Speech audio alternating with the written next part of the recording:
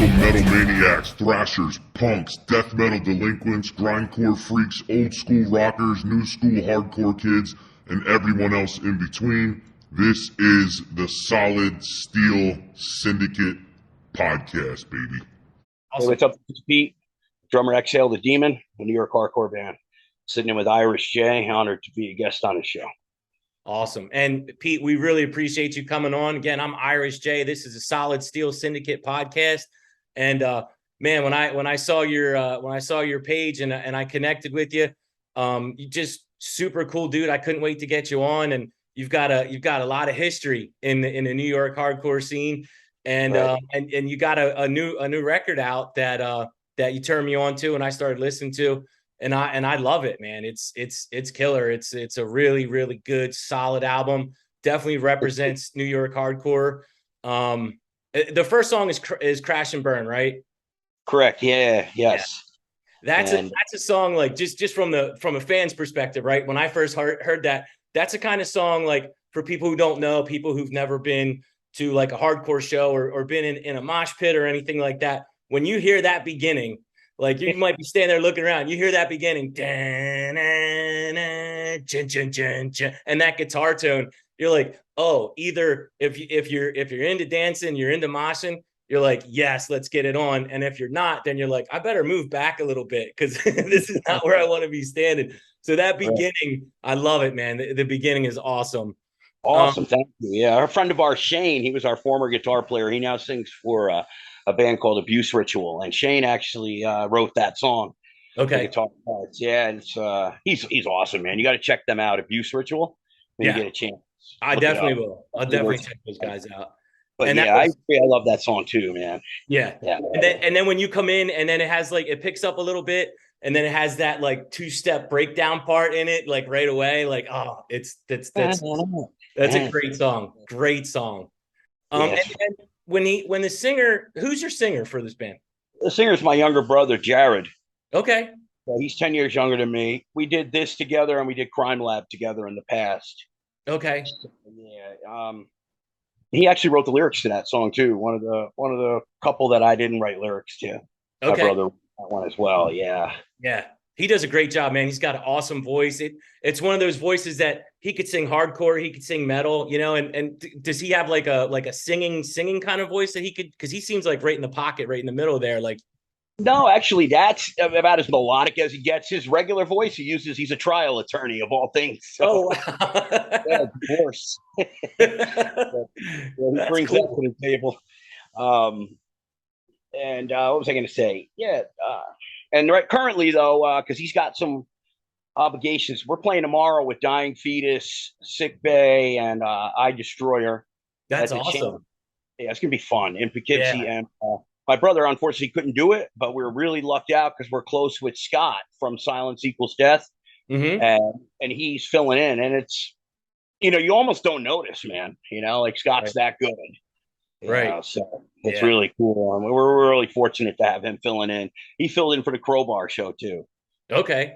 But Okay. normally, yeah, it's my brother. My brother's on all the recordings, and So tell me about some of the other guys in the band and like how you guys connected and okay, sure. So there's myself, my brother, obviously, and then we have Sean Kennedy from used to be in a band Pain Mask back in the day.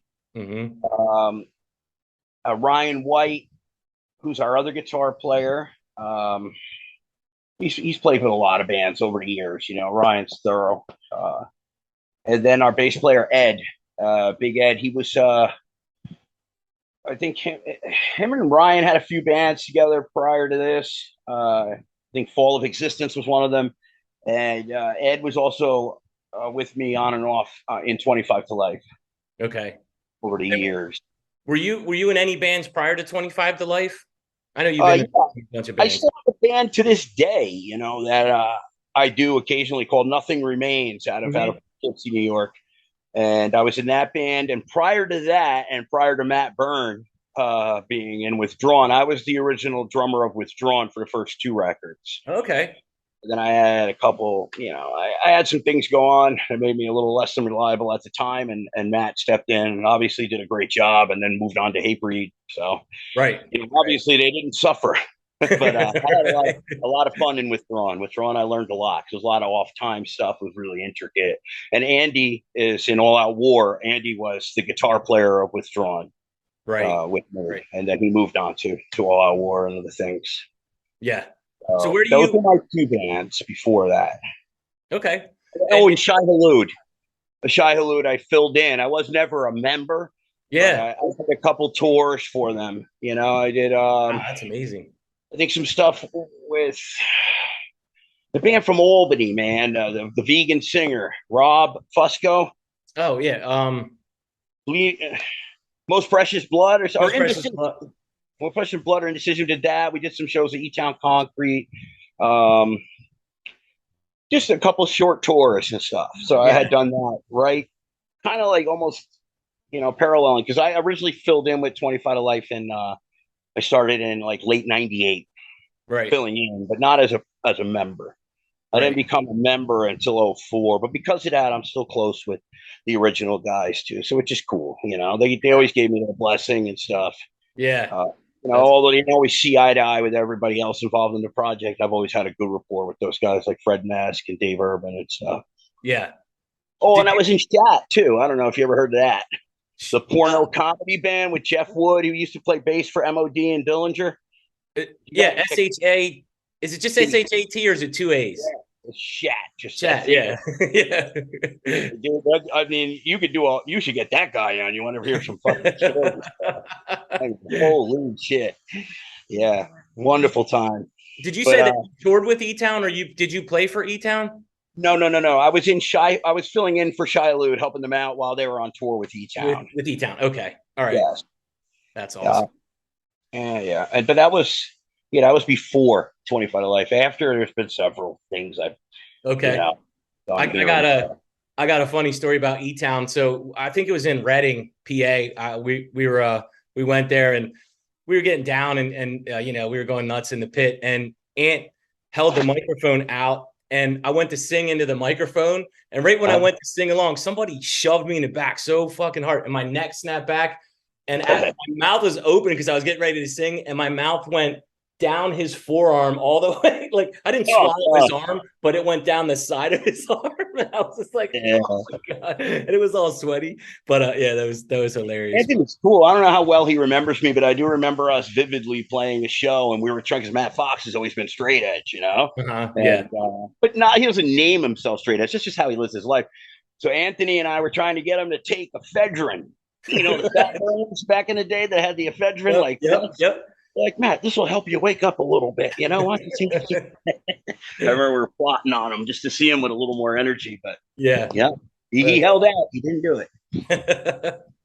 That's awesome. And I definitely want to get, I'm kind of going backwards today. I wanted to start with this record because I think that's, important. I want people to know about it. So work our way backwards. So the second song is Ambush Predator.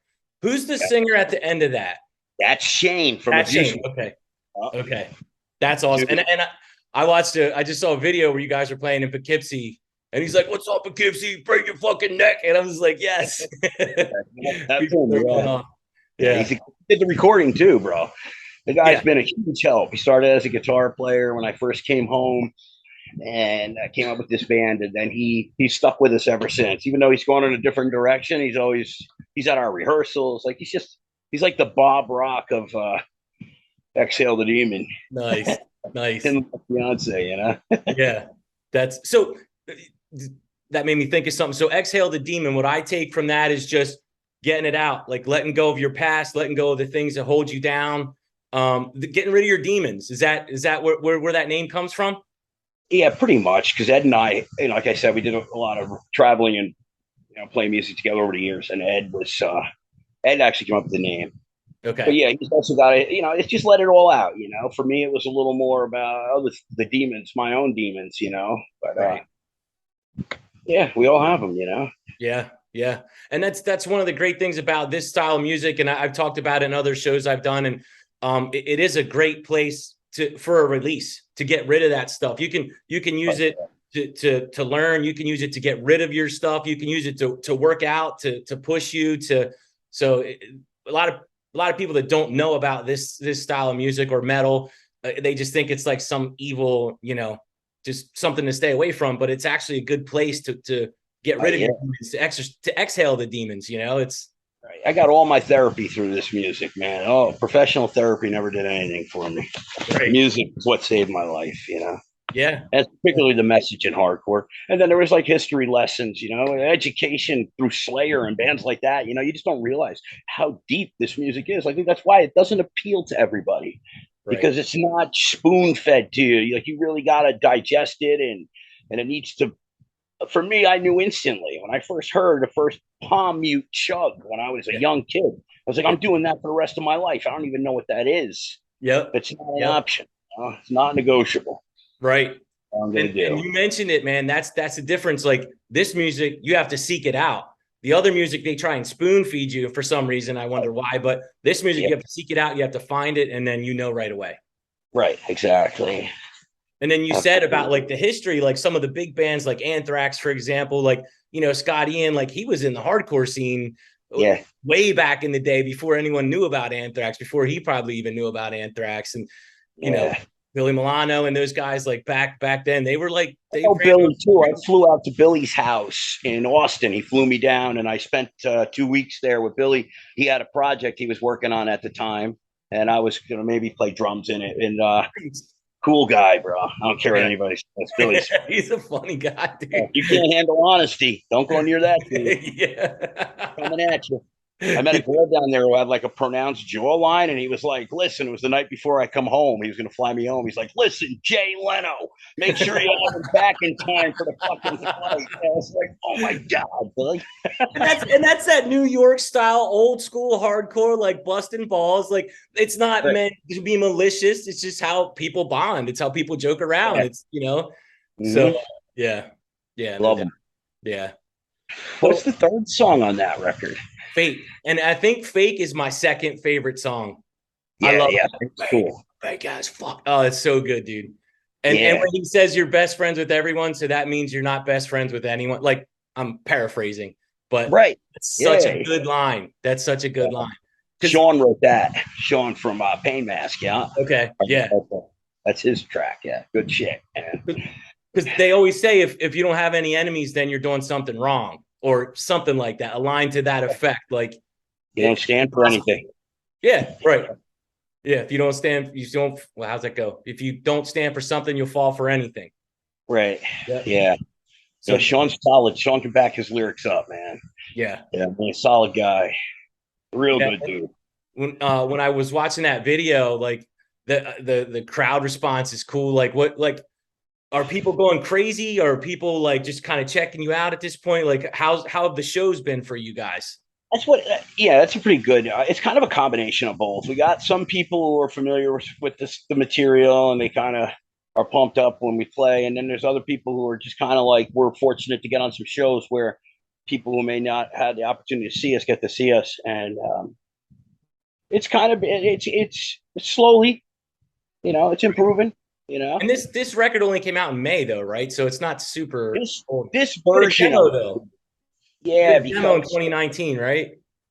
Yeah, it came out, and then we remixed it, and then I went away for 2 years and came home, so it was real stagnant. They did one show with the Cro-Mags with the fill-in drummer Shane, actually played drums, and that went well. But other than that, it kind of just sat and waited for me. Okay, yeah. So right now, like, what was the first show you played when you were back? When was that? I believe it was with Sick of It All. Okay.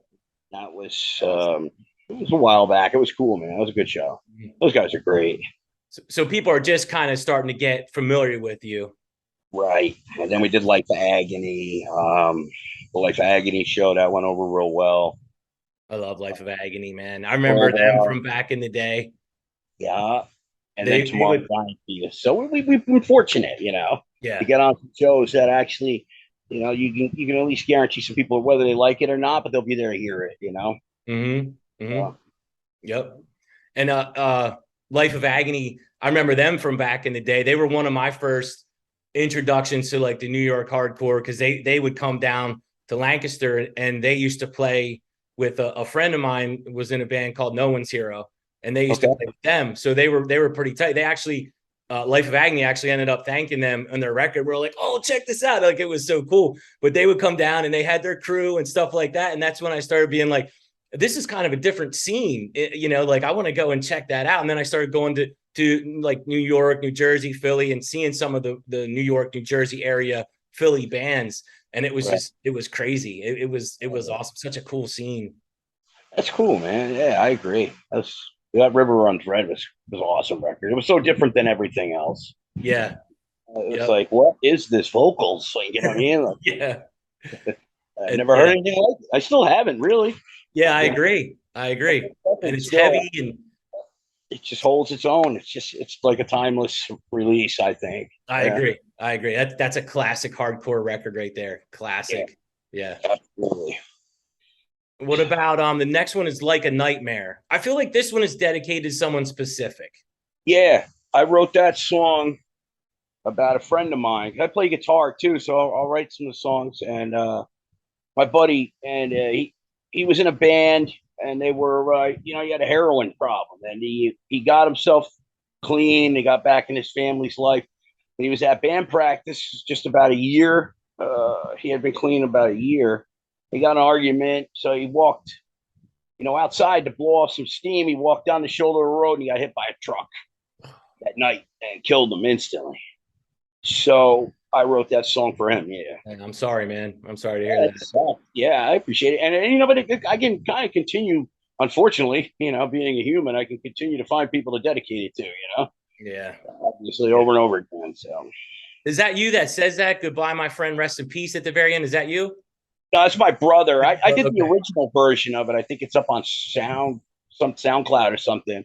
Also, if you just type "Oh So Red" into YouTube, you'll come up with the New York Hardcore X, and that's just me doing everything. That's the first version of that song. I came home, I did the drum track, and guitar and vocals and stuff, and I released it. And it's still my favorite version of it. I'm not for everything. I just like it the best. Yeah. So you wrote lyrics to, and then the next one, Oh So Red, you wrote lyrics to those two, or was it three that you wrote lyrics for in this one?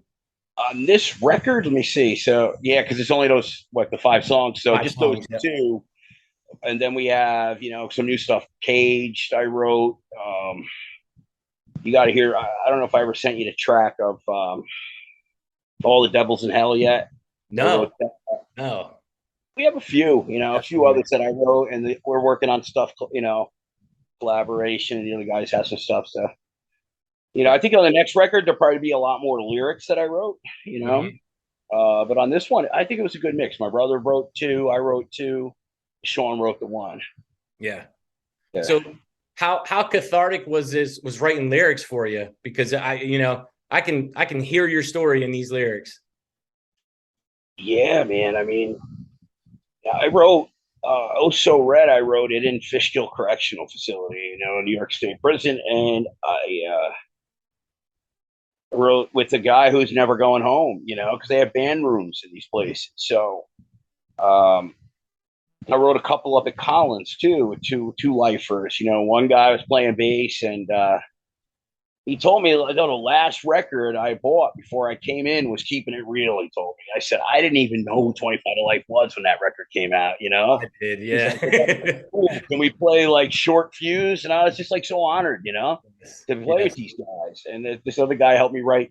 Well, he didn't help me write it, but I wrote it, and the guitar there, and he came down to the music room. We plugged into a crate stack, and there's just inmates and guards. Like, what the hell's going on in there? That's awesome, Nice. These guys have been so far removed. Some of these dudes are in there, longer than some of us have been alive, Yeah. So, I mean, that was the most honorable thing about that song, was being able to write it with these guys, to give them something, memory. Some of them are never coming home. Yeah. That puts things into perspective, huh? Right. Absolutely. Yeah.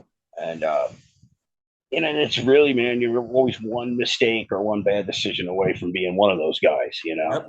None of us are immune. Nope. That's true. And I kind of, like I said, when we first connected and you told me about Exhale the Demon, I went and checked it out, and I was like, my favorite song on there is Oh So Red. And you're like, oh, I wrote that song, and that's my last name backwards. I was like, oh shit, wow, that's cool. But Yeah, the more I listen to it, that's trick from Anthrax, Evil Nickelfest. Evil Nickelfest, yeah. but like I said, the lyrics in there, like I would have known based on some of the things you told me that you had written that song. Like I could just tell that was you. Cool. And when you said like put myself in these cuffs, broken, beaten, left for dead, like get up, fight back, and then the one line where you say about being your own worst enemy, like that's what they say. Like 90% of what happens to us in life is what we do to ourselves. Oh man, you're not kidding, bro. Yeah. Yeah, that song is definitely, just a look in the mirror, Mm-hmm. Yeah, but also to serve as a motivation because shit does get tough sometimes, and that's part of life. We all have our own, our own shit going on. So nothing makes my cross heavier than anybody else's that they got to carry. You know what I mean? It's all relevant. It's all perspective. So if it can motivate somebody, I notice a lot of people like that song, and I think that's why.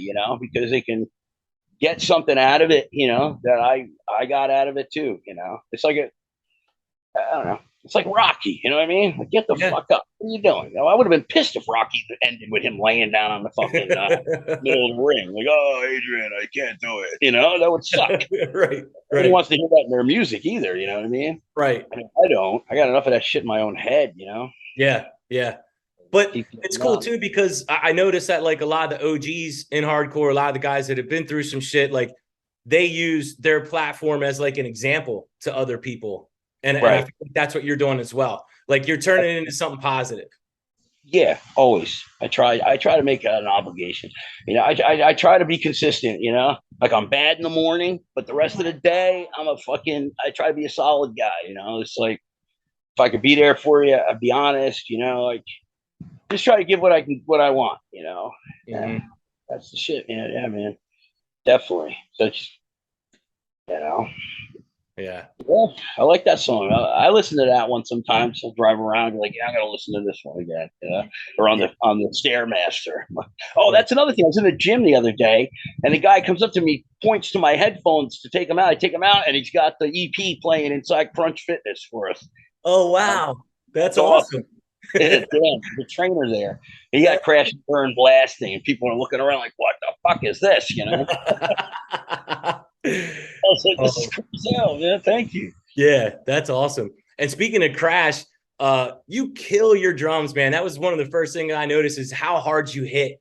Like that makes it different, especially in hardcore. Like you have to, and you are just killing your kit. Have you always played that way, or did? Yeah, I think I made up for lack of technique with brutality. My heroes were guys like Lombardo and Benante and Danny Schuler from Biohazard brought in the funky stuff to it. Mm-hmm. And I really caught on to that. And the guy Kevin Rivers, I grew up with, a friend of mine. He played drums for a band called Dissolved in '93 out of Poughkeepsie. And just that whole drumming style. And there wasn't guys like there are today that show you can't go on YouTube and just learn how to blast beat back then. You know what I mean? Right. So I like to hit them hard, bro. I'm getting older. No doubt. Wear out. You probably replace your drum heads and your cymbals often, right? Quite often. Yeah, I got yelled at the rehearsal studio because I was using the poor guy Carl's ride cymbal as a crash. I didn't bring any. Thing. He was like having this big talk with me about it. And I'm like, it's all good. I'm sorry, man. You're right. Yeah. How did you determine that like drums was going to be? I know you said you play some guitar too. Like, yeah, I played guitar in a couple of I got a couple songs on the 25 to Life records I was on. I've toured on guitar and bass for them. I did a Hellfest tour in 04, 05 on bass, but drums, I always had a hard time finding a drummer. Yeah. That could keep time and memory wise, Yeah. It's one of the most unforgiving instruments if you fuck up on stage. You know what I mean? Yeah. Yeah. So it throws the whole train off the track. So I just started playing more drums, and it just worked out that way. Like I said, Andy Picholongo and I and Jeff Ferguson and this guy Jordan Stone, we formed the band Withdrawn, and that's where I learned most of my drum stuff then. Right. That's awesome. Well, I have a lot more stuff that I want to talk to you about. I want to dig into how you got to where you are today. But I have to get going, man. My back's killing me. I'm sorry. Okay. But would you be open? Would you be open to that? Like doing a part two? I love this, man. Yeah, it's great. Just talking about stuff I like. We both like the same stuff. It's fun, you know. No doubt. Thank Awesome. you. Absolutely. Awesome. I definitely want to dig into more stuff, and I'll definitely have you back on, and maybe there'll be I will have heard some of those songs you were talking about. If you could send them to me, so we'll have more to talk about with Exhale the Demon as well. What's that? I'll email. I'll send them out to you. Perfect, man. Perfect. All right, well, you know, if anybody's in the Poughkeepsie area, you know, check us out. We're playing with Dying Feet tomorrow. Definitely. Any shows in the horizon past that? Anything lined up? Not set in stone that I could say yet, but we have plenty of stuff in the works. Yeah, that's what I was gonna say. In the New York hardcore scene, like you're always gonna have something. Like there's always gonna be a next thing. So, right. That's cool. Well, I definitely hope more people come out and check you out. You guys put on a great show from what I've seen. I'd love to come see you, and your band is awesome, man. And it's positive, but it's hard, and it's great. It's a great combination. So, and you can tell you guys put your heart into it. So thank you. Thank you so much, brother. I really appreciate it, man. It's great meeting you. Yeah, great to meet you too, bro. We'll definitely talk again, and I hope you and your fiance have a great night, brother. Thank you. Likewise. Take care, bro. Thanks again, man. You too. All right.